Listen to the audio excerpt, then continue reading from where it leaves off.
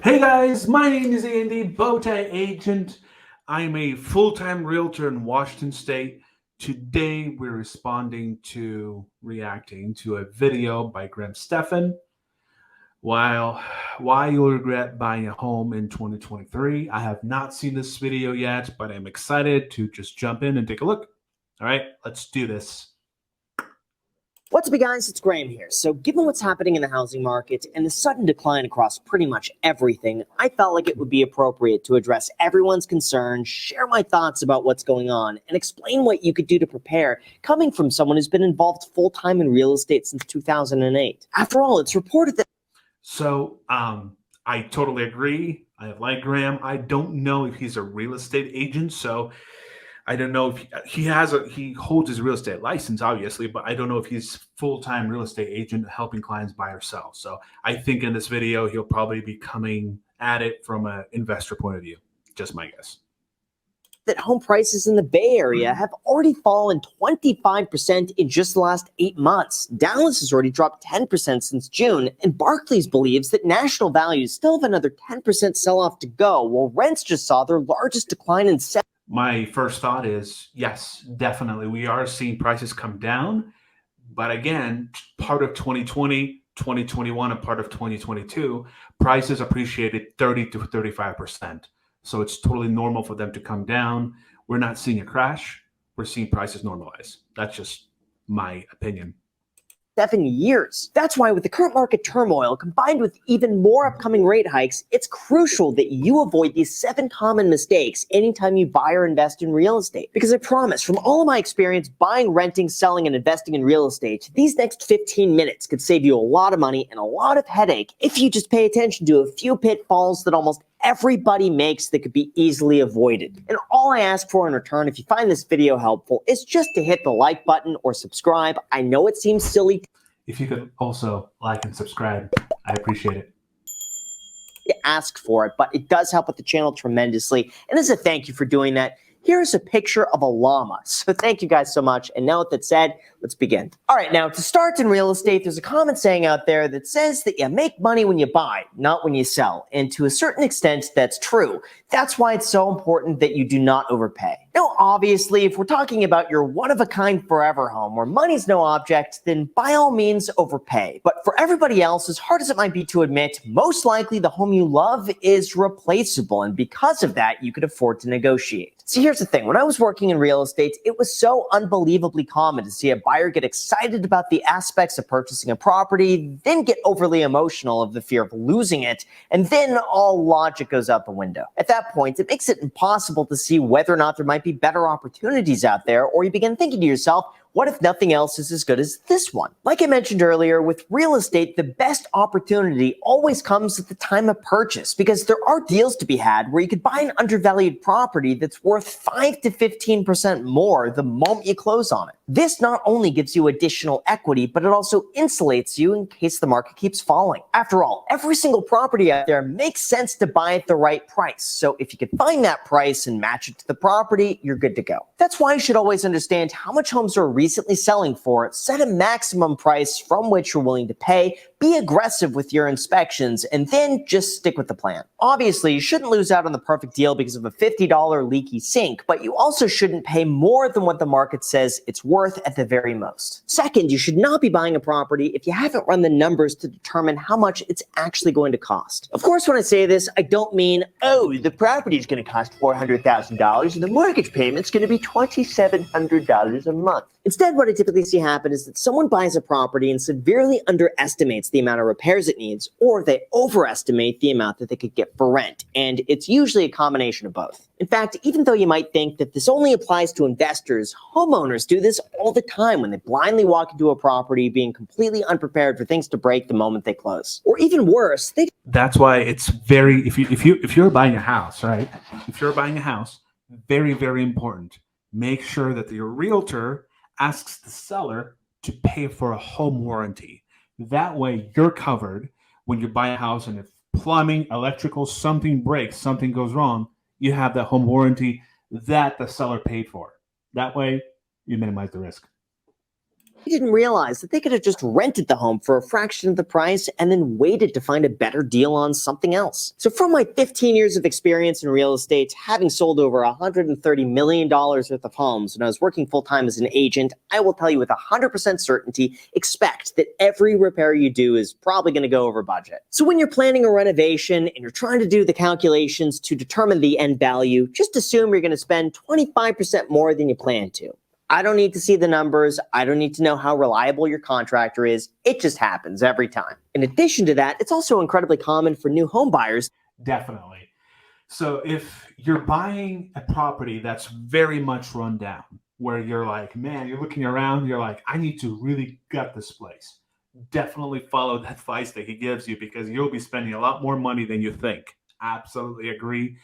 If you're buying a home that's not run down, it's a good looking house, just make sure you get a good inspector to inspect the home, tell you what the issues are with the house. That way you're kind of aware of what's going on. If your inspector, by the way, comes to you and says, hey, Mr. Buyer, there are absolutely no issues with the home, you're good to go, fire your inspector. Get an inspector that will find issues, because the number one job of an inspector is to find issues. If he doesn't find any issues, he's probably the issue. Fire him, get a good inspector. To magically forget about all the minor day-to-day annoyances that begin to add up over time, like insurance payments, landscaping, utilities that run more than expected, property tax increases, and regular maintenance that you would never think about until you own a home. So usually when you're paying for your mortgage, right?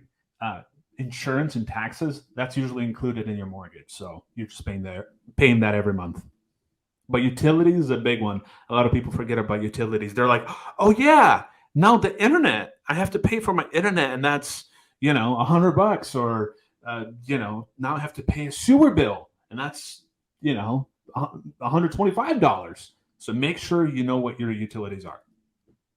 All of this could easily add up to an extra few $100s a month that nobody thinks or talks about until they've already owned the home for longer than a year. That's why it's so incredibly important that you know how to evaluate a property, understand how much it's going to. No, it's not important for you to evaluate the property. Absolutely not. If you're an investor, sure. If you're a home buyer, who freaking cares? You don't care. Get a good realtor who will run a market analysis for you, who will say, hey, Mr. Buyer, here's what this market values this property for. I know it's priced at this price, but this is what the market values this property for. So I suggest we put in an offer, lower, try to negotiate, try to get a good deal. So don't worry about trying to figure out how to evaluate properties unless you're an investor. Cost to renovate, add in a margin of error, include miscellaneous expenses, and realistically know how much the property is going to rent for. Otherwise, you could be stuck with a property that costs too much. Like I said, he's talking about more geared towards investors when you're buying a secondary home that you will rent out. To own with zero profit and without the potential rental income to cover your costs if needed. Third, another common mistake out there is to make sure that you do not take on too much debt. Now, don't get the wrong idea, because this can be okay if you're safely making enough to cover the cost of the payments, or you get a low enough interest rate. But the problem arises where you take on too much debt to the point where you become entirely reliant on rental income, a strong housing market, or a strong job market to continue sustaining those payments without anything else to fall back on. The fact is, unless you have the income and the savings to carry through that mortgage in the event of a loss of income or a job loss, you could go broke really, really quick. Just look at what happened in 2008 when people took. Graham, come on, this was 2008. It's completely different now. Yeah, so a lender is not going to give you a mortgage. They will verify your employment like 3-4 times. They will call your employer. You might not even know this if you already bought the house, but they will call your employer multiple times to verify, to make sure it's a strong employment, that you worked there for a while and you will continue working there. If your employer tells your lender, yeah, he's not or she's not doing a great job, and the job market is not that great, we're thinking of letting them go, the lender is not going to give you a loan for that property. So 2008, definitely. 2008, they would give mortgage to anyone, even a monkey, a dog, anyone, no problem. Nowadays, it's a lot more harder to just get a mortgage. So it's a lot of verifications, a lot of numbers that I run. I mean, they do their due diligence for sure. So it's a lot more different. Just make sure that you're comfortable with your monthly amount that you have to pay for your mortgage. Just make sure you're comfortable. I would say that's the main thing. Took out too large of a loan and couldn't ride out the drop in prices. In a way, that's beginning to happen again now for those who have not already locked in their interest rates as prices begin to fall across the country. The last thing. So you cannot lock your interest rate if you don't have a house. So when you go to a lender, when you sit with the lender, right, and the lender says, hey, we can offer you this interest rate, that does not mean that you're locked in right there when he tells you that. No, you have to put an offer in on a house that you like, negotiate, put an offer in, get the offer accepted, and then you're locked in. So you can't get pre-locked before that, if that makes sense. Thing you'd want to happen is that you can't make your payments, you can't rent out the property at a high enough price to offset your costs, and you can't sell because you owe more than what it's worth. That's why I typically recommend coming in with a 20 to 25% down payment for anything that you purchase. So that way, ideally, yes. Ideally, you want to put down as much as you can, 20, 25%, 30%. You want to do that, sure. If you are just a home buyer who's purchasing a house for primary residence, 3% is fine. 5% is fine. Put down as much as you can. Don't try to, wait on the sidelines. Don't buy a house because you're like, okay, I need that 20%. I need to put that 20% down so I can buy that house.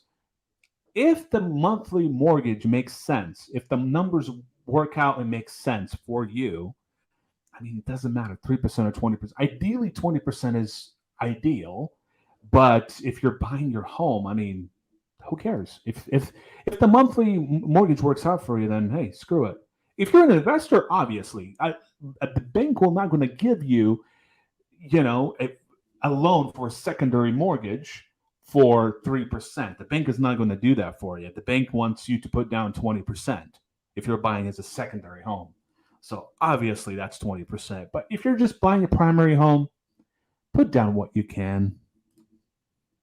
You have a bit of a buffer to fall back on just in case. Fourth, speaking of loans, I would personally stay away from short-term or adjustable rate mortgages unless you really understand what you're doing. The problem I see today is that it's cheaper to take the short-term adjustable rate mortgage than it is to take the 30-year fixed, especially with the mindset that the Fed is going to U-turn and lower interest rates in Q4 of 2024 because they'll have to. However, this is not guaranteed, and you could very well pay more in the future if interest rates continue increasing. Not to mention, as of today, banks will barely give you a discount for taking a short-term loan versus the guarantee of locking in for 30 years. So why take the risk? My thinking is that a 30-year term is going to give you the assurance that no matter what happens, your payment will stay the exact same. And because of that, you're able to plan far out in advance in terms of your monthly budget. Then from there, if interest rates do go down and you're able to refinance to something cheaper, go for it. But we can only speculate what interest rates.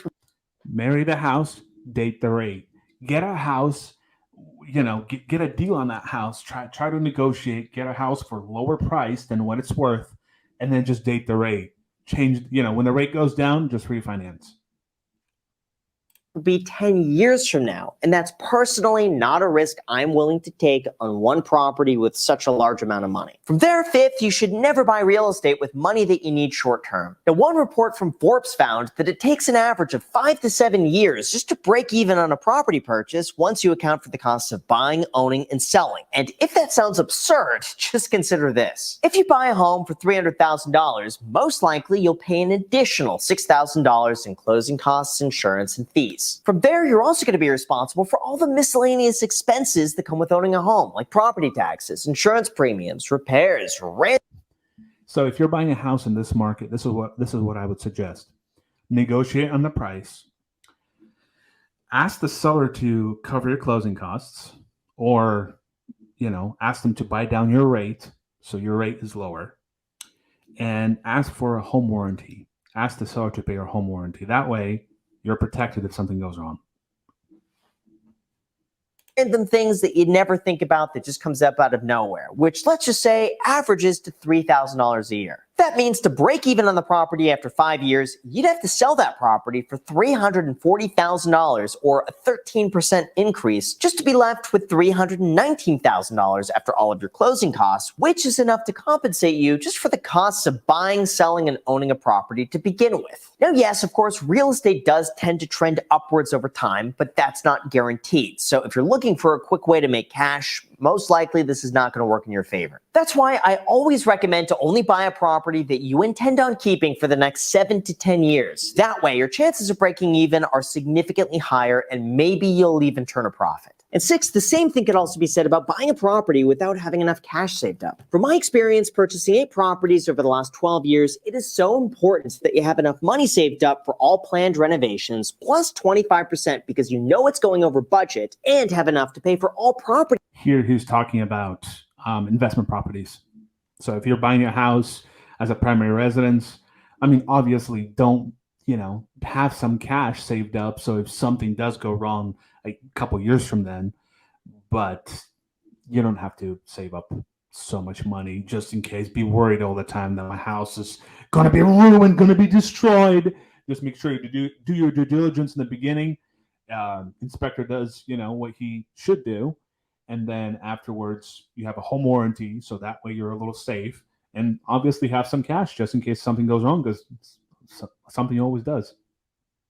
Property expenses for at least 3 to 6 months. Otherwise, I promise you're going to be running into a situation where you have a $2,000 repair, you'll have to put it on a credit card, and you'll be scrambling to pay it down as fast as possible to avoid the high interest rates. Or a tenant moves out and it's $4,000 to fix the walls. Well, it's empty for another few months while you try to find another tenant who pays less than expected because national rents are dropping. I know it sounds excessive or fear-mongery, but trust me, it happens all the time and it's something to be prepared for. However, one of the easiest ways to soften the blow is just to plan for it ahead of time and assume it's going to happen. What I personally do is just keep a checking account for every single property that I have, and no matter what, I always keep 4 to 6 months worth of expenses in there at all times for anything that comes up. Once the amount exceeds that level, I'll transfer. It's a good thing to do. I mean, if you buy your primary residence, right, it's good to have a savings up to 6 months. I mean, if something goes wrong, if you lose your job, you want to be able to pay for the house. So at least 6 months worth of it, savings is always a good idea, no matter if you're an investor or not. It over to invest it elsewhere. It's that easy. It's really simple. That way, anytime there's a repair, there's money sitting on the sidelines that's accounted for that exact purpose. I keep it simple and it doesn't need to be complicated. And finally, for all of you real estate investors out there, do not pick a bad tenant or the first person who offers you the most amount of money. I'll give you 2 personal stories that I've had to deal with. My first was all the way back in 2012 where I picked the first tenant who called. All right, I'm going to stop it right here. I think he said this is his last point, and he talks about tenants. So if you're an investor buying a property, if you're a new investor, I usually recommend get a property manager. You need a good property manager, someone who will do all the due diligence, someone who will take care of everything, so you wouldn't have to receive calls at 10 p.m. at night because the renter calls you and says, "Hey, my sink in the kitchen is leaking. I need some assistance. Please come over." You don't want to get those calls. Get a property manager. All right, guys. Thank you so much for watching. This was my reaction to Graham's video. Hope you liked it. Please like, subscribe. Hope you learned something new. My goal is always to kind of give you some nuggets that you learn something new from this. So I appreciate you watching. God bless, and have a good one.